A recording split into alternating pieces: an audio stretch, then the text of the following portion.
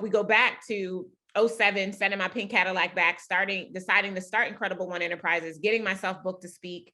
The problem was I could get the first speaking engagement, but I didn't have anything else to sell. So it really put me into this hustle and grind mentality because I had to keep finding places to get myself booked to speak in order to eat. And the road kind of came out from under me, and I ended up finding myself in a position where the cash reserves that I had when I left corporate America, they dissipated and there was no money. And I ended up having to file bankruptcy and going back to work. The one place I said I would never go again because I wasn't born to sit behind anyone else's desk. The Move Entrepreneur Evolved podcast. Get on it. And we are here back with the Moved Entrepreneur podcast. And I'm super excited because I got an incredible guest. I've got so many great questions. We've got Darnyelle Harmon. How you doing today? I am so excited to be here, Jason. Hello, hello, hello, incredible ones. That is so cool. And you are the CEO of Incredible One Enterprises and the founder of Incredible Factor University at Incredible One Enterprises. I'm going to have to say that it's pretty incredible because you've got it in your name. And I've seen a shirt here that I'm hoping that I get Darnyelled, because I'm seeing that all over the place, and I think I'm going to get that. Yeah, it's funny. Probably about 7 years ago, my clients were like, "We need t-shirts. We've been Darnyelled. Our whole life has changed." And so we literally created t-shirts that said, "I've been Darnyelled," that we give to clients once they finish their year in our program.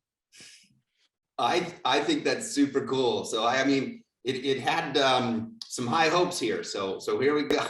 I think it'd be great.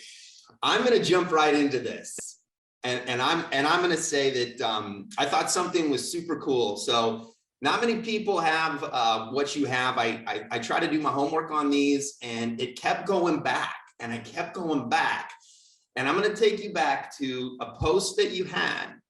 And let's see if you can grab the year, but I'll say it's before 2010. And it says, "This is the cover of my debut novel. If you understood my past, you would understand my praise." Mm-hmm. What was going on during that time? Because I got to tell you, we work with a lot of people and have conversations. And I'd say that my kickoff into Facebook was 2010 or so. You were right there, 2008. What was that like, just entering Facebook in 2008? And then not only that, putting yourself out the way that you did. Yeah, Facebook in 2008 was an entirely different place than it is today. There were algorithms, but there was no pay to play like it is now, where no one sees your posts. Everyone you were connected to actually saw what you put out. So we actually made a lot of money from social media in the early years. Now, the only way to do that is through leveraging the power of Facebook ads. As far as putting myself out there in that way, I've always believed that I have a really powerful story. And I like to think of my life as I call myself a belief barrier breaker. And sharing with people what I've been through provides a source of inspiration and if she could make it through that, so could I. And I think that the things that we've been through, once we do our work, right, go to therapy, forgive yourself, forgive your parents and all of that. Once we do all of our work, everything we went through isn't for us. It's so we can help someone else. And so when I wrote that first book, "If you understood my past, you would understand my praise," I chronicled a part of my life and a part of my story at that particular point in time as a demonstration of what's possible when you have faith, when you believe in something that is greater than yourself. For me, that is God, and leveraging that faith to get out of your own way and be what you want to see for other people. And so I think it's pretty cool that you went all the way back there. And that was 2008. Yeah, 2008 when I wrote that book. Wow. That means I'm not new to this, Jason. I'm true to this. I've been here for a long time. I think it's a testament. One thing that I noticed about you is you're really consistent. You've been posting, you've been putting yourself out there. I'm sure that throughout the years, we all had trials, we have all these things that we go through, but I noticed that, there really wasn't a time that you didn't kind of keep going in the story that you had. And also you're still in Delaware, right? I am. And I noticed, that was not until now, I don't know if this is when you started Incredible One Enterprises, but that was actually 2007 when you actually posted the job that you had started a new job, which now, it's CEO and things like that. But it was 2007. It was actually your first post that you posted saying, look, this is who I am. And I think that, looking back, that was really the transition. Were you a MySpacer at all? Very, I think I got on MySpace as Facebook was coming and MySpace was starting to dissipate. So I think I had a page, but it wasn't up very long before everybody was moving to Facebook. Yeah, I think that during those times, I remember posting some things and you get comments and you go and I remember sometimes not being able to know how to actually accept that, you know what I mean? Because you were thinking everybody was seeing your stuff. You actually, I noticed that you had done some radio and things like that. Where was it at the point, because obviously you became a CEO, which means you're on your own path, really. You actually have to solve your own problems, right? Get help, but you got to solve your own problems. Where did that start? Because I have this storyline to 2007, and most people, I don't have that. But as you go back, where was the start or the concept of Incredible One Enterprises? Yeah, so it really goes back to 2004. I was still at work in corporate America. I had become a vice president, and I literally woke up one day and realized that I was not meant to sit behind someone else's desk. I had no plan. It was not on my agenda, but that day I had a knot in my stomach. And by the time I got to work, it was a lump in my throat. And I literally knew what I needed to do. And I quickly wrote a letter of resignation. I took it into my boss, no plan, and just said, today is my last day. I didn't know what I was going to do, Jason, but I knew that I was not supposed to be there anymore. And I have massive, extreme faith. And so I stepped out and I said, well, worst case scenario, if this whole thing doesn't work, I know I can get another job. At that point in time, I had my MBA. And so I was like, I know I'm employable if I want to be employable. And so while I was trying to figure out what I wanted to do with my life, I started operating a Mary Kay cosmetics business full-time. I became a sales director. I got a pink Cadillac, actually got 2 pink Cadillacs. And so by the time we get to 2007, I was ready. I had what I call my Britney Spears moment. Oops, I did it again. I had traded one desk for another. And so I was ready to send my pink Cadillac back to Mary Kay Cosmetics to start Incredible One Enterprises. When I left corporate America in 2004, I was very clear at that point in time that I was supposed to be figuring out my purpose work.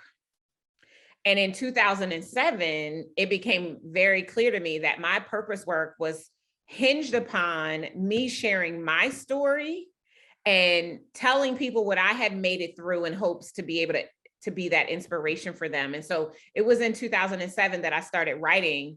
If you understood my past, you would understand my praise. And my goal at that time for Incredible One Enterprises was just to get booked to speak, to share my story.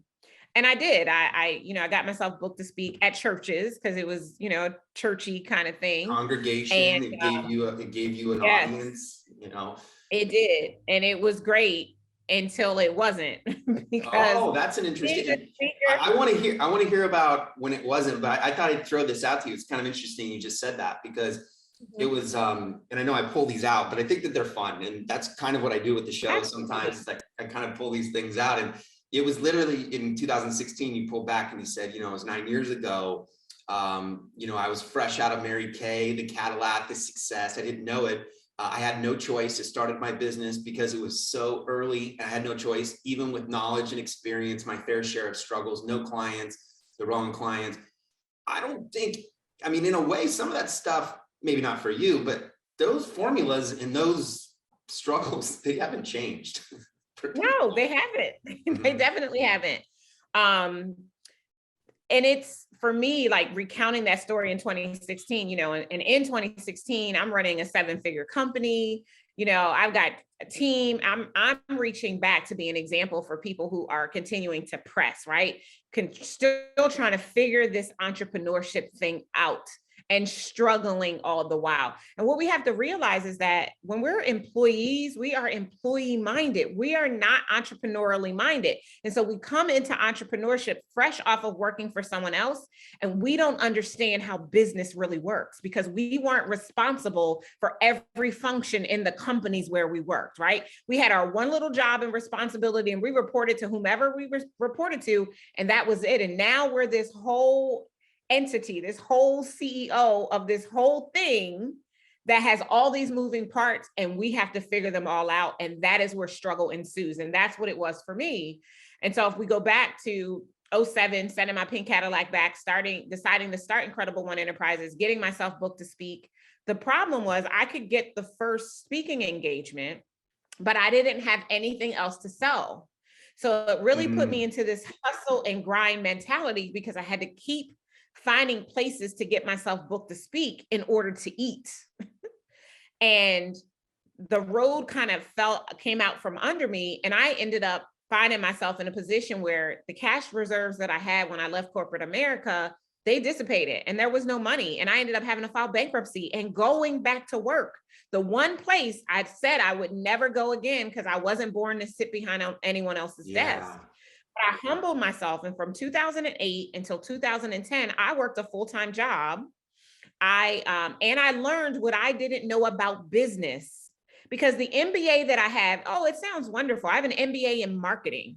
I don't have an MBA in entrepreneurship and business growth and scaling and all of that kind of stuff. I've always known marketing. I've always had a way with words. And so when I took that job, I got to develop what is today my Move to Millions framework, but then I can't even remember what I called it, but I got to develop content that I still use to this day in an environment where I got paid and I got beta testers of my content. I was smart enough to negotiate with the organization where I went to work that it was my intellectual property and it would leave with me when I left, because I did commit to a 2-year contract with them. And so when I came back into full-time entrepreneurship, January 1st, 2011, I had a viable, proven marketing system that I knew worked to grow a business because I had used it for 2 years to grow that particular organization's outcomes by 68%. And then I started to internalize what I had done and learned. And I basically took my formal MBA education and drilled it down into what it would mean to solopreneurs in the marketplace trying to figure out how to navigate and get enough clients to be able to pay their bills. And I was able to take that and turn it into my own process. So in addition to getting booked to speak, I now had a back-end product to sell so that I could change my own situation. Within a year of coming back into full-time entrepreneurship, we were at 6 figures. Within 3 years, we were at 7. And it was all because I was willing to take a step back. Like I even said that this year, earlier this week, I did a training, just like 3 things I learned this year. And the first thing was sometimes you have to take a step back or slow down in order to ramp up. And I did, I did that then, I did that this year. And it just makes a difference to be able to really put yourself in position to evaluate all that you do have and what you do know, and separate from all of the noise and the confusion and the imposter syndrome and the fears and the doubts that come rushing in when all of a sudden your whole financial responsibility and ability to eat is tied to your outcome to produce results in your own business, because it is hard. I think you made a really interesting comment and it just kind of triggered in my brain. And I was like, we hear the statement, take a step back. I mean, I'm just going to throw this out here because I look, I'm adding kind of my life in there as well. Maybe what we do is we think that we have to take 2 steps back, but that would include both feet. And I think that if we kind of look at saying, hey, if I have to take a step back, really what you need to do is just take 1 foot, take a step back, because the things that you've learned have maybe moved you in one direction, but maybe taking that step back is just kind of like a pause. There's kind of a pause, parts of my body kind of got to calm down, But if you take everything, all the steps back, then you're back at your job, you're back at your all those things. And so it's almost like, I don't know, maybe I'm making something up right now, but basically it's like, but I like it. I like it, one Jason. step back, but you keep one foot in. Yeah, well, and what I like about it is it's a positioning play, right? Even if we look at athletes, and let's look specifically at track. Track stars do not start running the race with both of their feet side by side. One foot is behind them, one foot is in front, because that's how they create their propellant so that they can move forward. So similarly, based on what you just said, the strategically placed step back is a propellant to move you forward. So I like it. I'm here for it all day. I think it's great. Well, I like talk about fighting and boxing and things like that. And if you kind of look at that, at the end of what most people don't know is that it's not really a punch that they throw, it's really your footwork. And so ultimately, you don't fight with both legs full forward. You have something forward, you have a guard, and you have the ability to move around. And I think that's a great, position with, that you're tapping into.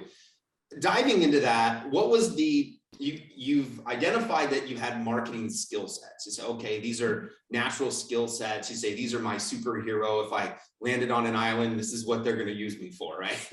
Yeah. What would be one of the things that you said, wait a minute, I don't know diddly squat about this? And what was the one? Because our ego, and I find this with myself too, it's like, especially as I need to lead certain things, I'm like, I'm supposed to know. And I get caught in that. And I think we all do. What was the one thing that you look at and you're like, man, I really had to slow that down and figure the function? What was that for you? I would totally say sales. I could talk and talk and talk. I love words, but stringing words together to get people to take a specific action, i.e.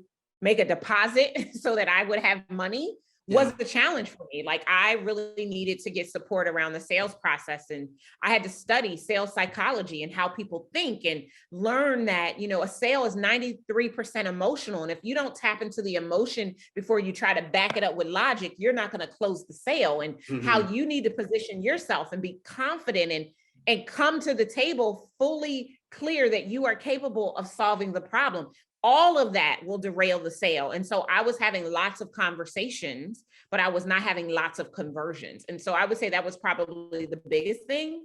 And then I would say the second thing that really was a challenge for me initially in this whole business was recognizing the need to document and systematize.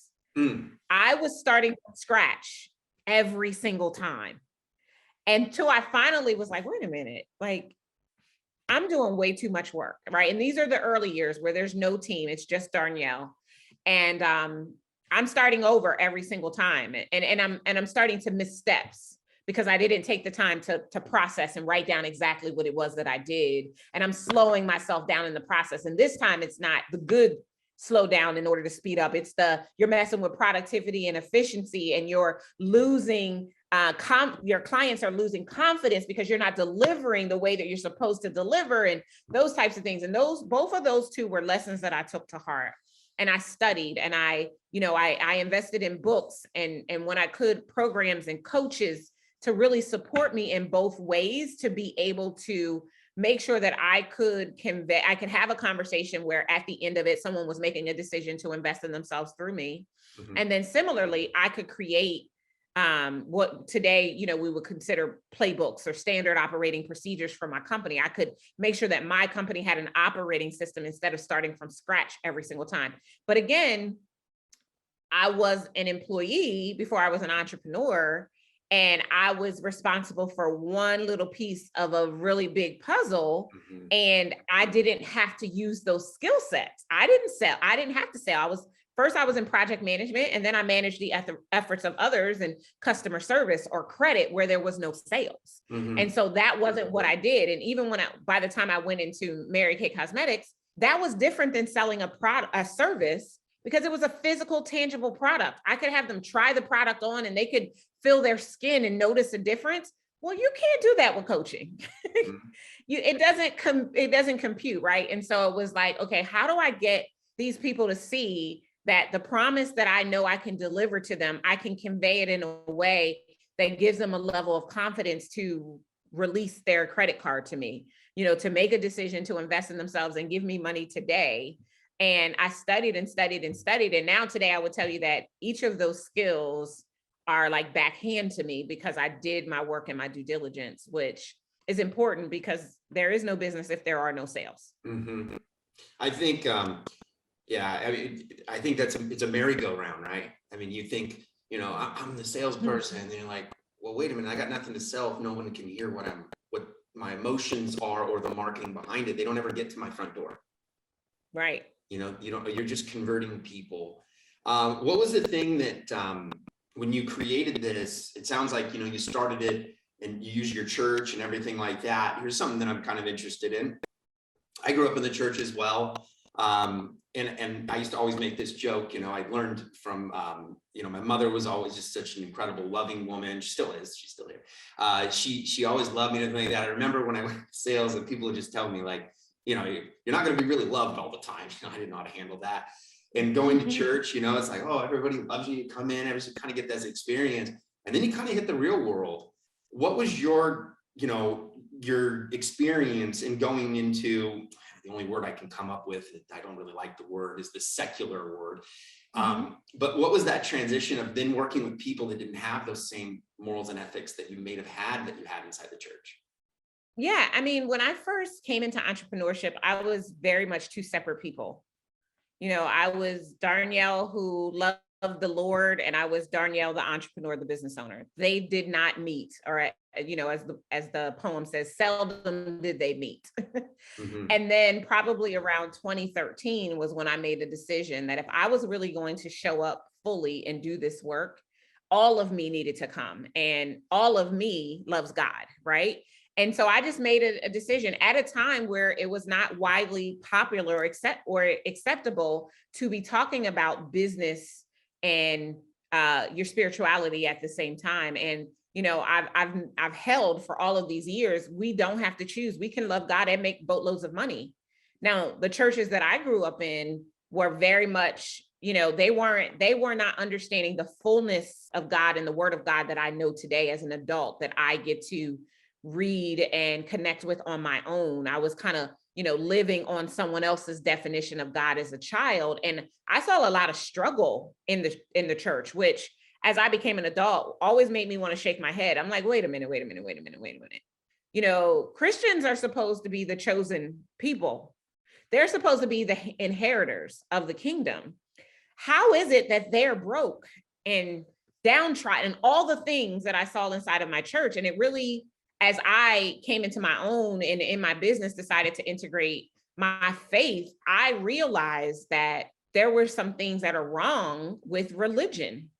And the things that are wrong with religion are creating an environment for people to not understand the fullness of God. And so I made a decision in my own work that as I integrate my spirituality with business growth strategy, we are among the best who do that. And our clients get massive results because we do converge the two, that I was going to do it in a way that didn't have a religious filter, because I think religion separates, and God is really, he's about the fullness and love and all of those things that you expressed, that you got to experience inside of your church.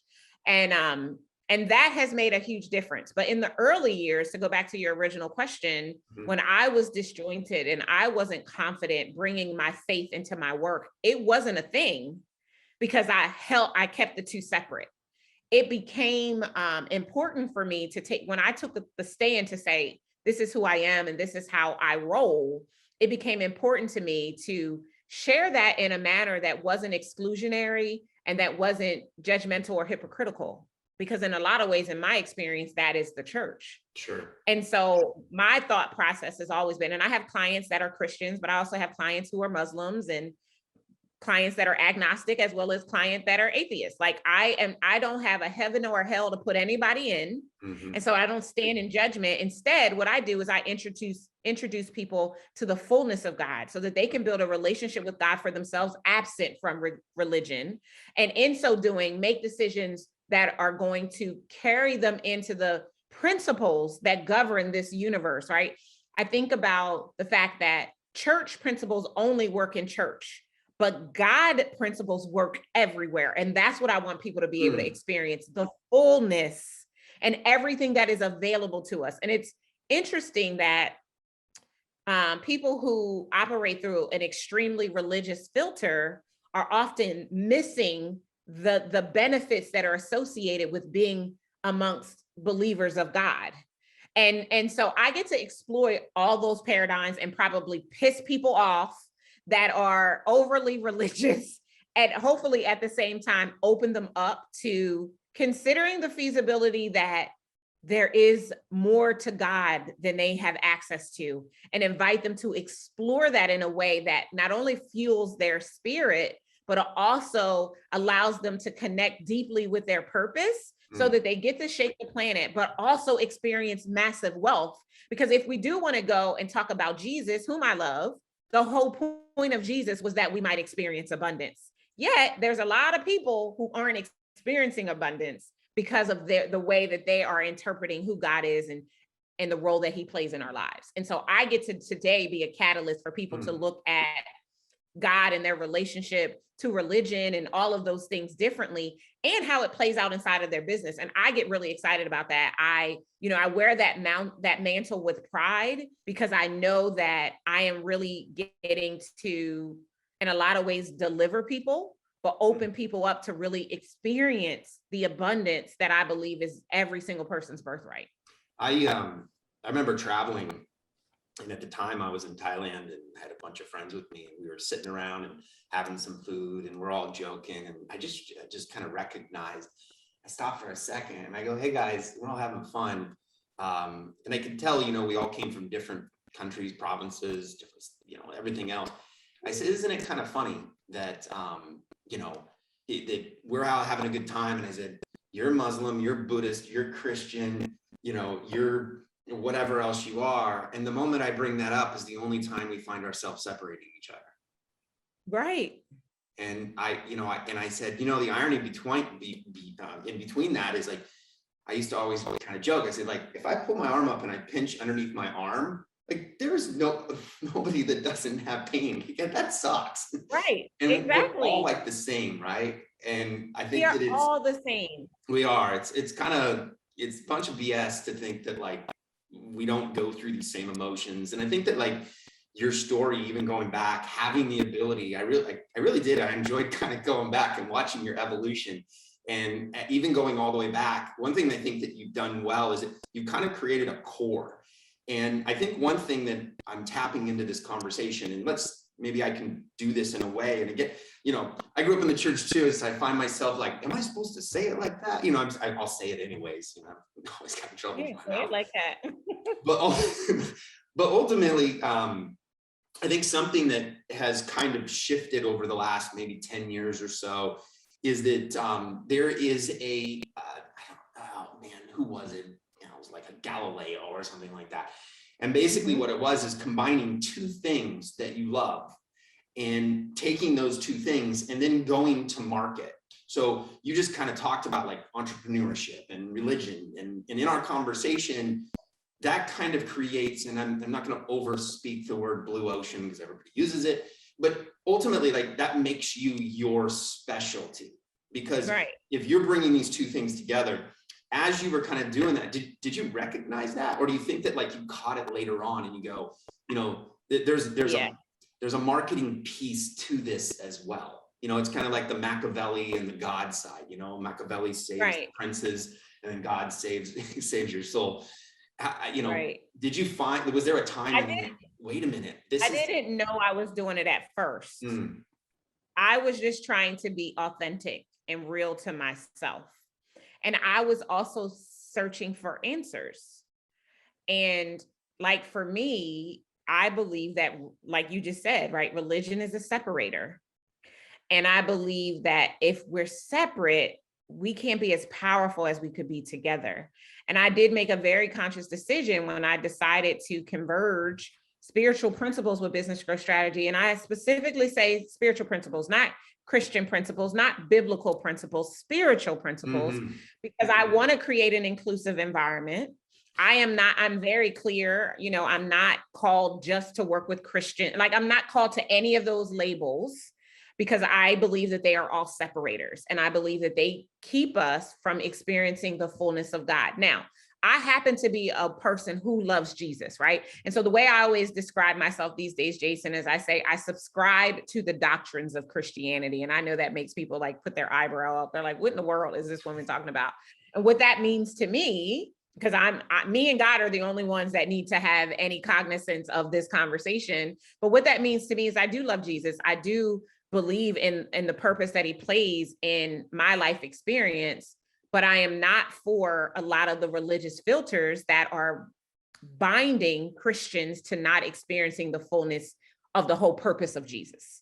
And I also know that my role, who I am, is to be a disruptor and to create an environment for people to question religion and move into relationship with God, the Holy Spirit, and his son, Jesus. And so because I'm very clear of that, I'm not easily moved or swayed by any of those other things.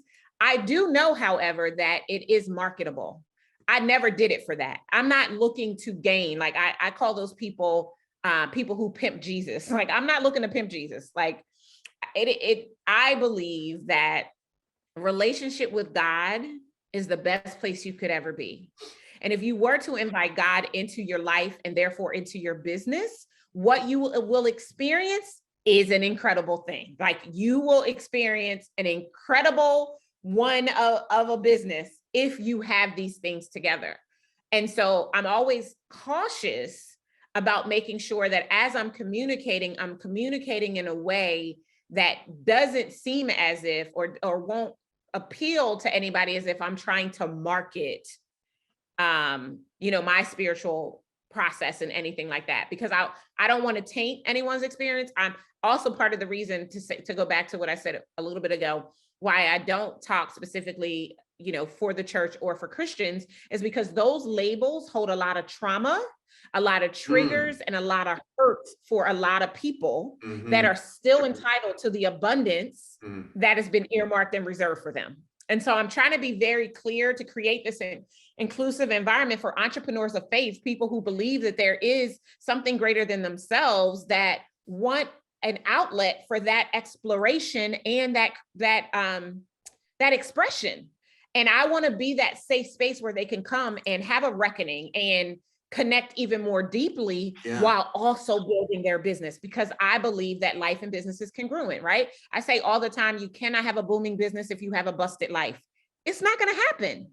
And so we've got to get all of the bust out of your life in order for your business to boom. And a lot of that bust comes as a result of things that have happened in the church, because man is the one who runs the church, right? And man is flawed and man makes mistakes, and we as other people are impacted by what man has done. And we want to blame God for it, although God had nothing to do with it. And so for me, it's very important to take this stand, if you will, and to show that you can love God and have boatloads of money. They are not mutually exclusive. You can have them both, and you don't have to sacrifice anything to have them both. And I think that that's important, because so many people have been raised in an environment where you can't, right? And there's, we could go into all of the scriptures in the Bible that people misquote and misinterpret about money and love, like all of the things, right? We could go into all we of that.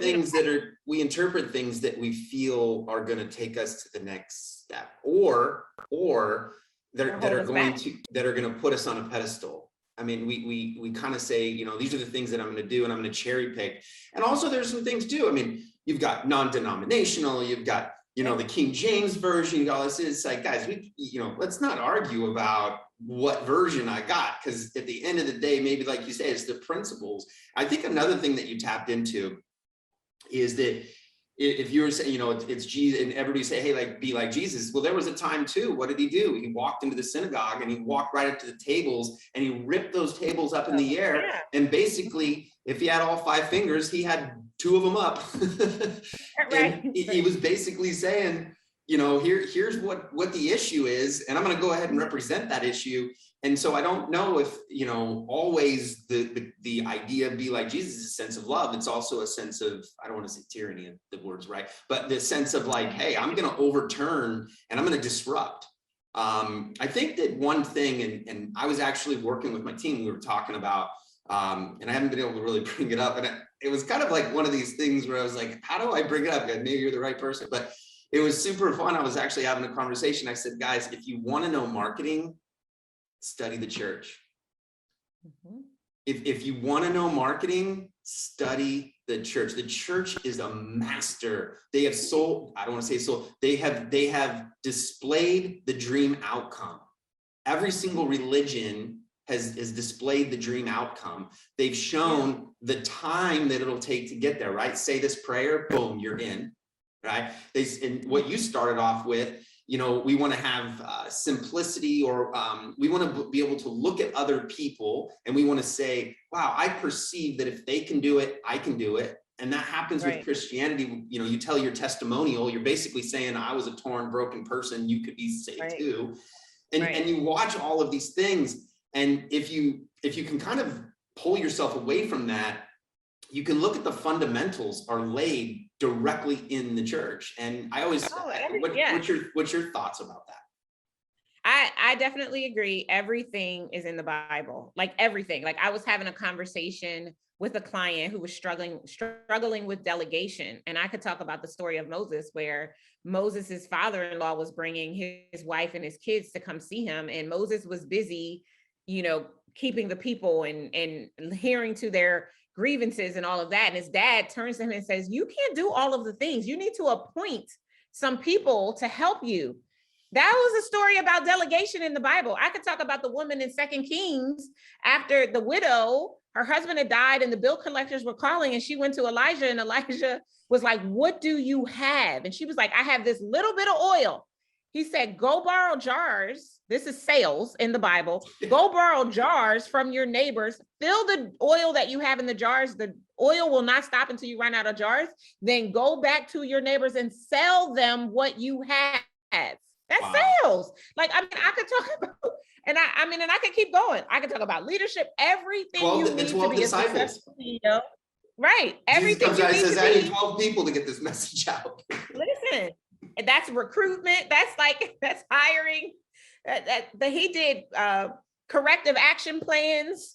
Yeah, everything is in the Bible. It is a great backdrop for life, right? I mean, and even those people who have the acronym for basic. What is it? Basic something before leaving Earth. Or basic instructions before leaving Earth, I think is what it is. Is what the Bible, what it stands for, or whatever. It's all like, I feel like we, especially people who operate in a religious filter, we're missing the mark, and we're missing the opportunity to see what is possible for us if we realize, that there's one true and living God, right? And while you might call it whatever, like, it's all, Allah means God in that language, right? Like we're missing the opportunity to experience the fullness of the abundance by focusing on being separated and the do's and the don'ts that go along with what we've determined to be right or wrong, instead of looking at what it is that actually puts us in the position to experience everything that it is that God desires for us. And so inside of my work, I just wanted to create a safe space where people of faith could come and could get what they needed personally and professionally to be able to live into that abundance, right? I think about, since we're talking Bible, Deuteronomy, which is also part of the Torah, 8:18, and for it is the Lord your God that gives you the power to create wealth. I believe entrepreneurship is the power to create wealth. And if we were given that by God to create wealth, but we aren't experiencing wealth, what is it that we're missing that is also laid out in this book that gives us the instructions we need to follow in order to experience the abundance? And so there's, I could talk all day about it, and I love every second of it.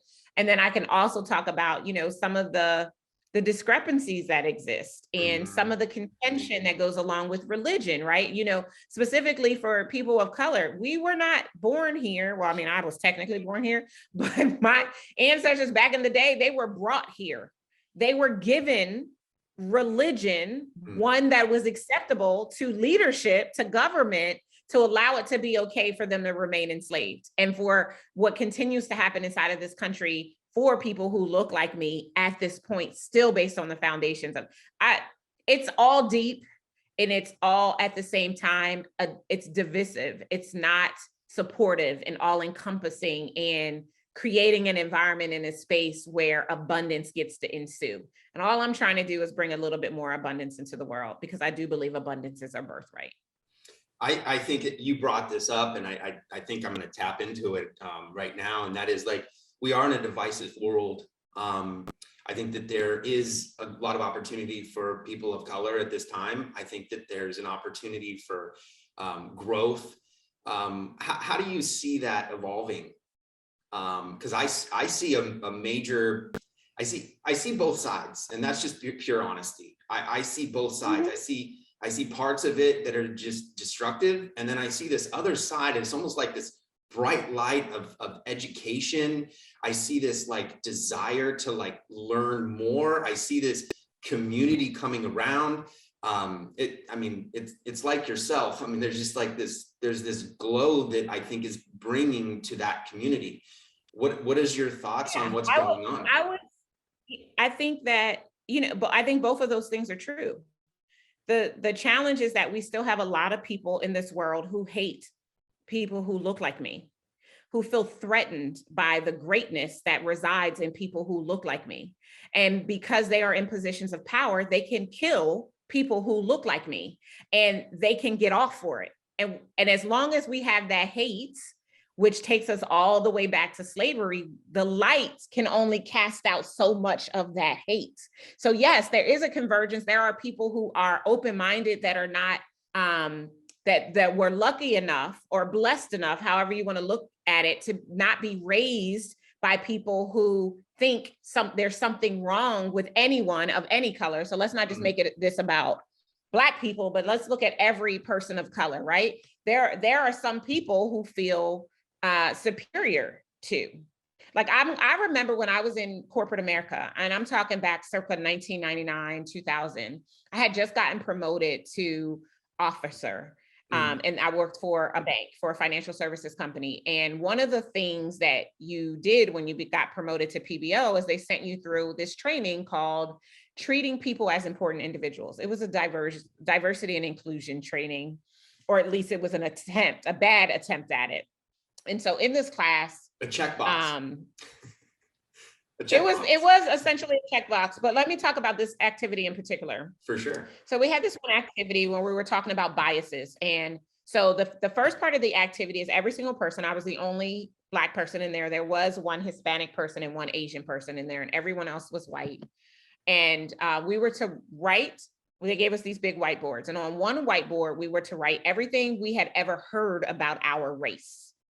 And then on the other whiteboard, we were to write everything that we believed about our race. And so on the board for everything that I had heard about my race was, lazy, athletic, creative, inventors, and then, the things that I believed, intelligent, all of that.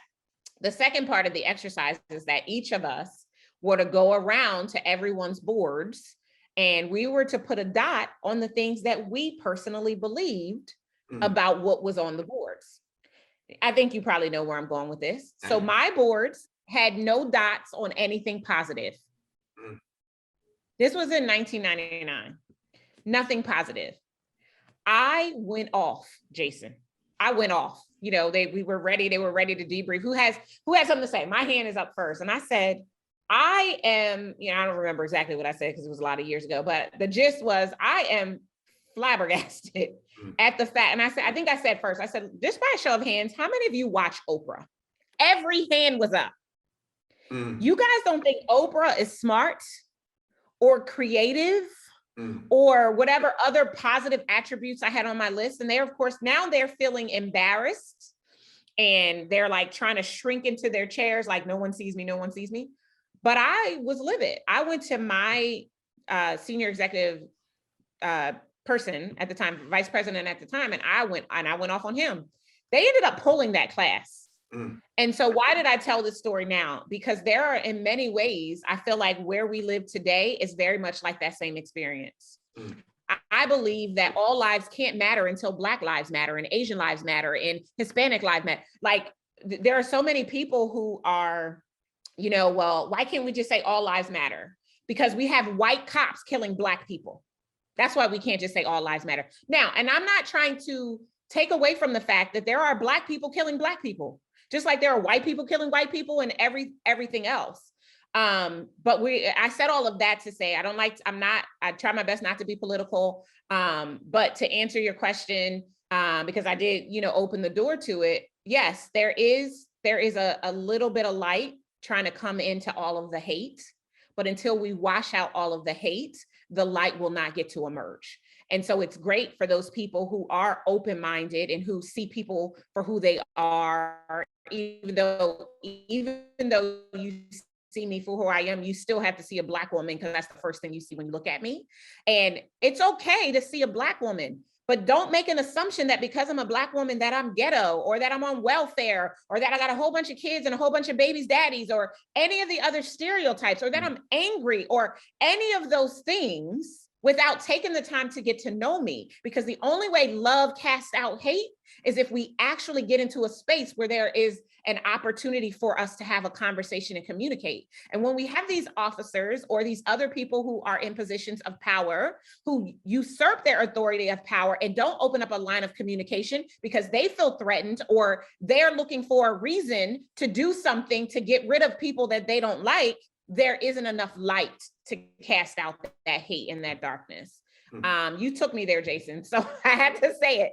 I would love to live in a world, and I wish I didn't have to have running in the back of my mind right now Dr. Martin Luther King's speech that he has a dream that one day, and I'm sad to say that this day is still not that day. And it's really sad that that is the case, because it's, at the time of this recording, it's 2021. And we're still contending with racial issues and hatred and misunderstanding, and not even just what's happening on the color divide.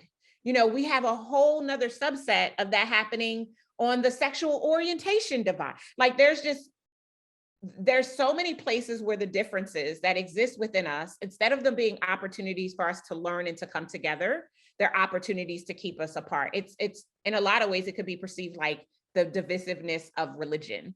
And I think that each and every one of us has an opportunity to open up our hearts and our minds and make decisions for ourselves, even if we were born into situations where that is what we were taught, right? You're an adult now. You have the ability to think something different, right? Not a pro. Sometimes, yeah. I mean, but all those patterns can be broken. Sure. Because I'm not oblivious to the fact that who we are as adults is based on everything we took in as children and what we observed our parents to do. But I also know all of those beliefs that limited us then are all beliefs that we can change. If you look at the word believe, BELIEVE, there's a lie in belief. Most of the things we believe are a lie. And if we started to question those lies, we could get to experience some truth, and we could change perceptions and open up dialogues in a way that could create an environment for people to truly benefit from those of us who are good. And I'm not trying to suggest that every single person of any color is an inherently good person, but I think that there are many of us who are, that just because of what we look like, just because of who we love or what our orientation is, we get misconstrued about the value that we can have and the difference we can make in the lives of other people. And that really needs to stop. I don't know that it's going to stop in our lifetime, Jason, but I can tell you that the light that is peeking through, it's enough to give hope, but it's not enough to stop being concerned about and advocating for people who are still entrenched and disrupted by this system. And I guess I open these questions, and maybe I'm gonna give punctures. I don't know. It's an interesting conversation. Listen, I'm here for all of it. The only thing I could say for myself is that I've traveled a lot of the world. I've seen so much stuff. I mean, I've seen everything from transgender to gay to, people. My roommate in Thailand, he was Black German, and I didn't even know that that existed. Genuinely, I was totally ignorant. I didn't even know. And he's my good friend today, you know. And I think that a lot of us, we sometimes don't even know how to have. Well, a lot of, yeah, I would definitely agree with that. And what I think I love about this conversation that we're having right now is that there's an openness to you. I mean, here we are. You are a white man, I am a Black woman, and we are able to have a conversation in openness to get an understanding and to share points of view, albeit the same or different, in a manner that is serving and supporting and will help all of the people who will watch this. I love that. I think there's also a side of it where sometimes it's just my job to listen. I mean, as in certain things that are maybe past something that I don't experience, or that I would maybe say, this is why you should feel this way or whatever. Sometimes it's just maybe my position just to listen, and maybe, you know, there's a little bit of that community that just needs people just to listen. I mean, you know, I'm going to throw in the relationship, you know, and this is business too. This is employees. This is having staff. This is having all these people, and, you know, having girlfriend, been married. It's all these things. And what's the one thing? I just wanted you to listen to me. And sometimes I think that I don't have the answer. There's no way you and I could sit here and I have the answer. And I don't think you would ever expect it. I think that ultimately we come to this conclusion. It's just like, maybe we'll just listen and just listen. Maybe there shouldn't even be some kind of a response that the response maybe come out wrong. And I think that there should be open discussions, but it takes plus, like, I don't even want to separate. Honestly, I grew up in Riverside, California, which is inland from Los Angeles.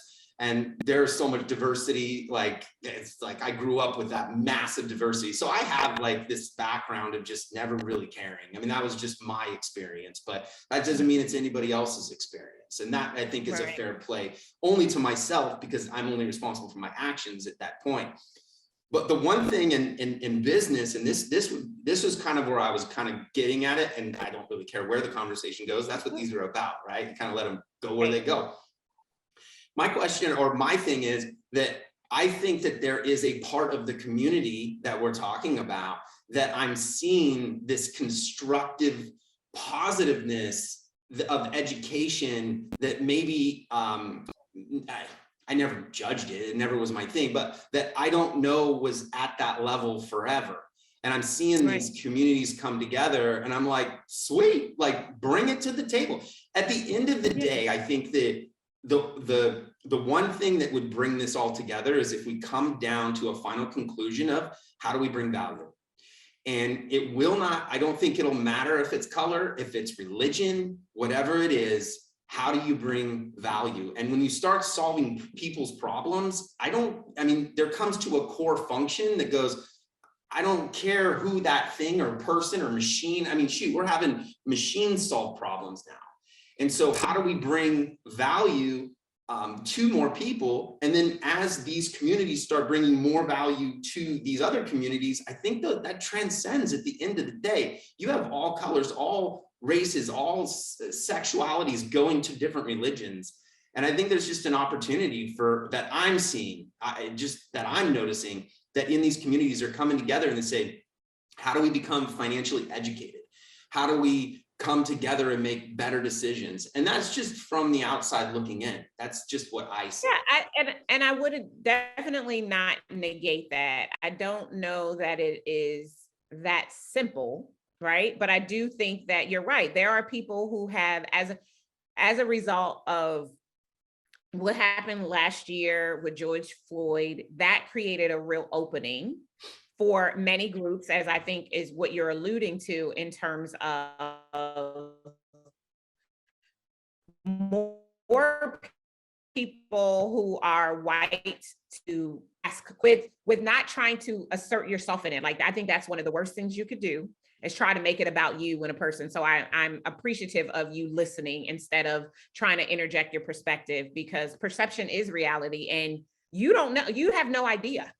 You have no idea because you've never walked around and immediately just in being seen, no matter how you were dressed, whatever kind of car you've been driving, whatever kind of neighborhood your home is in, you've never had to deal with that, right? So I think it is best in those particular instances to listen. But I do also agree with you that I think it is great that people are asking the questions, being sensitive to, and opening themselves up to experience what it's like to have a different reality in everything. Mm-hmm. Right. And then if you take the fact that not only am I a Black woman, I mean, not only am I Black, I am also a woman. So that's like in a lot of places, like double minority, right? Which it gives so much more potentially to contend with. But yes, I think that there's the opportunity for things to keep moving in that direction. But until we get to the point, and if we ever will, I don't know. And you know, I don't know that it, as I said earlier, I don't know that it's something that would be resolved in our lifetime. But until we get to the point where people stop looking at differences and start looking at similarities, until we get to the point where we really do treat people as important individuals. When I think about Maslow's hierarchy of needs, right? Every single person, Black, white, Indian, orange, green, gay, straight, every single person has an innate need and is looking for a place to belong. They are looking for community.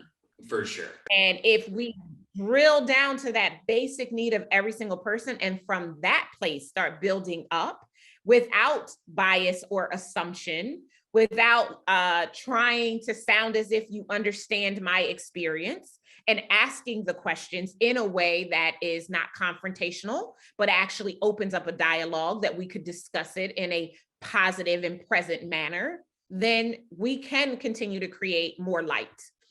Is that going to be resolved today? No, especially not if the people who are in control, i.e. our police officers, it is okay for them to make a decision that a person who is jogging without any indication that there's anything on them that is alarming or threatening anyone, to shoot them, as long as that is still a possibility and that is okay, then we have work to do. And I think all we can agree at this particular point in time, regardless of where we're talking, is that there is work to do. I personally am very open to having conversations like this.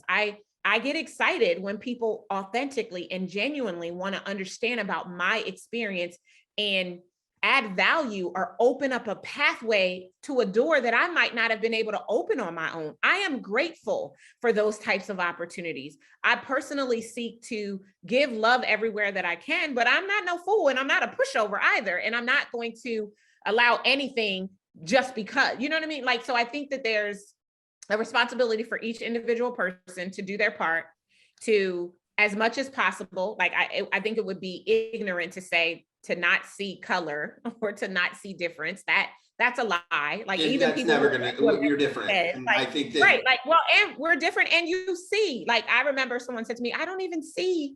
I'm like, no, you do. You cannot look at me and not see a Black woman. I get what you are saying. You look at my heart and the condition of who I am and all of that, but you look at me, you see a Black woman because I am a Black woman. I am never going to be a white woman or even an Asian or a Hispanic woman. I'm gonna always be a Black girl. That's who I am. I mean, to be fair, we also all come with right. There are certain things. I mean, you know, absolutely. We come with these certain, you know, special traits that we have from where we came from. I mean, regardless of if we like that, there's certain specialties that we have, and those, right. I guess you would say, what are they called?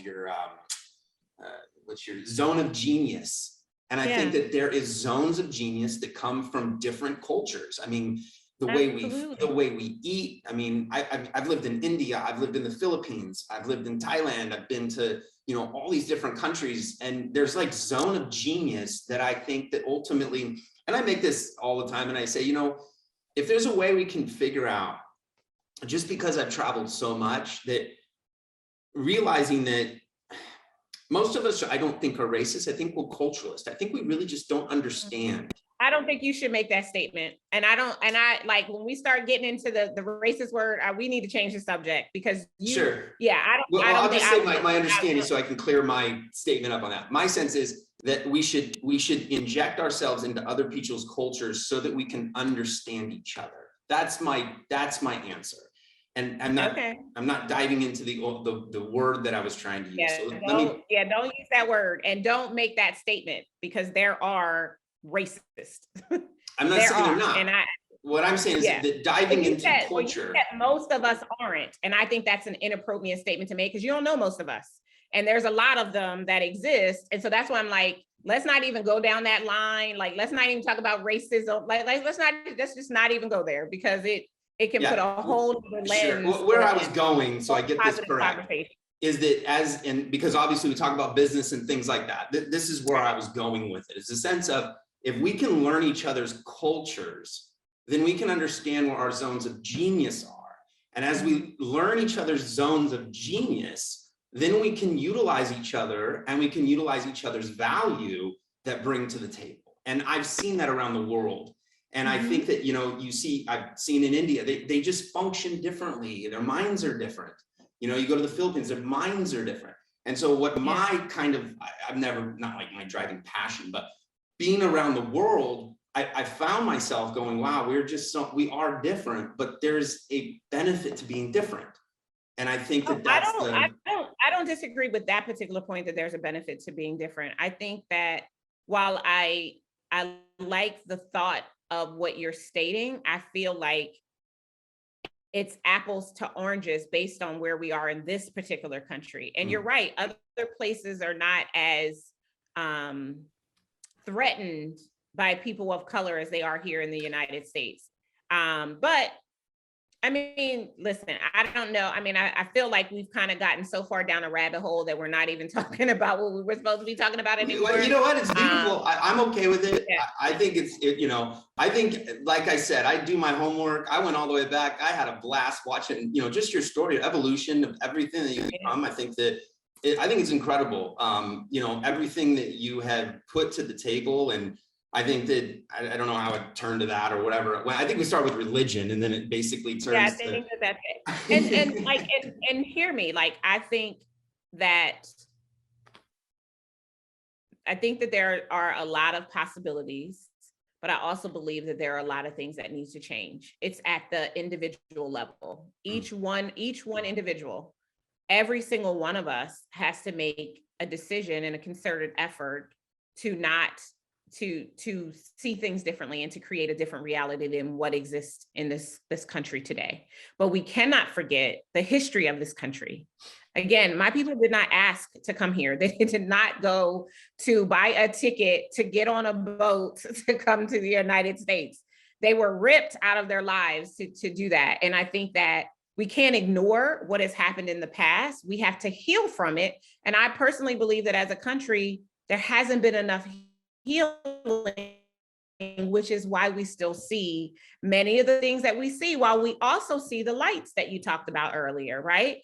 Like, I think they're both existing at the same time. And I think we still have a way to go, although we have come far in many ways. And I think that when I think about business and when I think about the opportunities that exist, everything you just said a moment ago about being able to see someone, you use the word zone of greatness, or zone of genius, I would use greatness, being able to see an individual's greatness and from that place, build the relationship is definitely a move in the right direction. I think that there's work to do. And, for as long as I'm going to be here, my mission, just to bring that all back full circle, is to find a way for people to experience the fullness of God as they build their businesses, because they don't have to choose. They can love God and make boatloads of money, no matter what they look like, any of the things. None of that matters to their ability to be able to experience all of the abundance that is fully entitled to them at this particular point in time. And I think as long as there are conversations that are being had, like the one that we are having now, and people are open to exploring a different reality, change is possible. And these conversations are not easy, so that these are not easy. They're absolutely not easy. They're not easy for me. They're not easy for anyone. They're sometimes uncomfortable. My goal is to try to come off as genuine as possible. And that's sometimes. Yeah, I feel that. Like, I don't feel any inauthenticity. I don't feel any haughtiness or any of those things that can create. But I also know, like personally, I know the point at which Darnyelle needs to stop, right? And I know what can burn Darnyelle's biscuits. And so while I'm happy to have a very positive conversation and share my point of view and hear your point of view, I think that there comes to a point when there are statements that can be made that although they may be made from a place of sincerity, when they are not entirely factual, they can be a trigger. And I'm not trying to create anything other than a positive environment for us to have this conversation that can be however you choose to air it to your community. It could be hopefully a source of inspiration to them about what is possible in every possible way. I think it definitely is. I think I've never had a conversation like this, on my podcast, and me neither. I'm not scared of it in a sense. I think it's beautiful. I genuinely have just enjoyed this time with you. And I think that there's like so many openings that you've brought genuinely through this process. And as you've kind of said, there's different things that you've learned through this process. You've had to overcome. You like say, hey, look, I wrote a book, what is it that I guess that you would say that the biggest opportunity now that we have on a totally different side, we do have a kind of a reset. I don't even want to use that word, but at the end of it, we kind of got this opportunity as entrepreneurs to kind of be entrepreneurs. What is it that you feel that you're teaching in some of your programs that are opportunities today that we can take that may not have been available?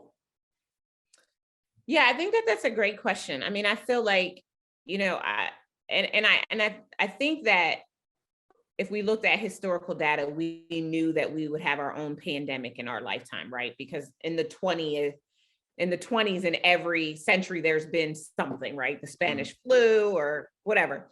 And so we knew that we would have something, but I think it's one thing to know it kind of in the back of your minds and something else entirely to be living through it.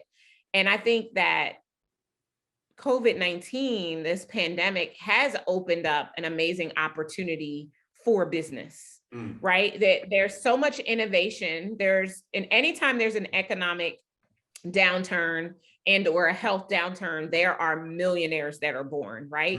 And so we see a lot of that coming out of what is happening now. And people who previously would not have been able to start a business, like I was having a conversation at the dentist. I went to the dentist today and we got to talking about COVID and, she had homeschooled her daughter and all of that. And I was saying how I have clients who became educational and home study consultants during COVID-19, right? The schools closed, they got laid off or whatever they did. And they pivoted as, that was the word, right? And they started their own companies. And today they're making more as homeschooling consultants than they made as teachers in the classroom, or people who were only previously doing events, live events with hotels and food and beverage minimums and all of that, who pivoted to do virtual events, who substantially reduced their overhead, but also massively increased their reach and therefore their income. And so I feel like for as much that may not have been good that came out of the season, and I'm so not trying to trivialize the lives that have been lost as a result of this pandemic, my heart goes out and I share sincere condolences to anyone who lost a loved one during this season. There's equally been a lot of opportunity that has been created. And what I love about us as as humans is that in adversity, we rise.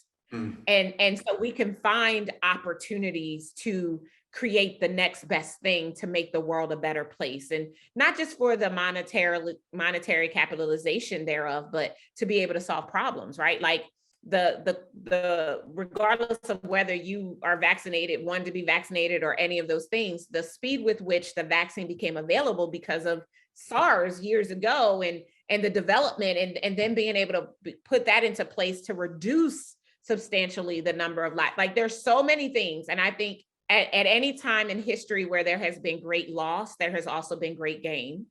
And while that's a dichotomy and there's mixed feelings that are associated and go along with that, I think that we can both celebrate as we celebrate the legacies of those we may have lost during the season, we can also celebrate the innovations of those who have created things that make this world a better place, and create an opening and an opportunity for us to continue to serve mankind and to shake the planet. And I think that's what I love about what has happened in the season. Being able to quickly adapt the way that we serve and how we serve our clients, and almost not miss a beat, and produce the same or greater level of transformation, because we were all agile and flexible, and not allowing our fear in the moment of something that we've never seen before impact our faith to be the solution that people needed most during that time. And I think that that is really powerful and also extremely beautiful. Yeah, I think, you know, sometimes we're not the ones that collapse the building or whatever, but the people in the community can actually come together and figure out how they're going to rebuild it. And I think that that's kind of what's going on right now. And there's a lot of opportunities. I've enjoyed this conversation. I think you're awesome. I really do. And I think I'm awesome too. I do. I keep going back to this, but you are by far the first person that I saw that posted all the way back and stayed consistent. And so I just want to make sure I acknowledge that, because your story stayed the same. You know, you didn't derail, and it just like kept going. And I think that that's what people should really get. Obviously, I have so much more, but I think that that's like been your power play. I mean, you've literally just, even through your social media, you didn't like show the other stuff. You kept your consistency. I think that that's something that's your testament.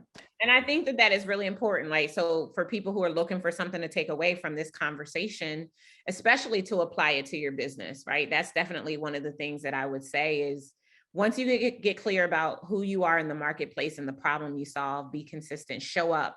You know, we do a weekly communication on Wednesdays, and we've done that for, I don't know, 11, 12 years. Like, I can remember less than the number of fingers I have on one hand, the times when that didn't occur.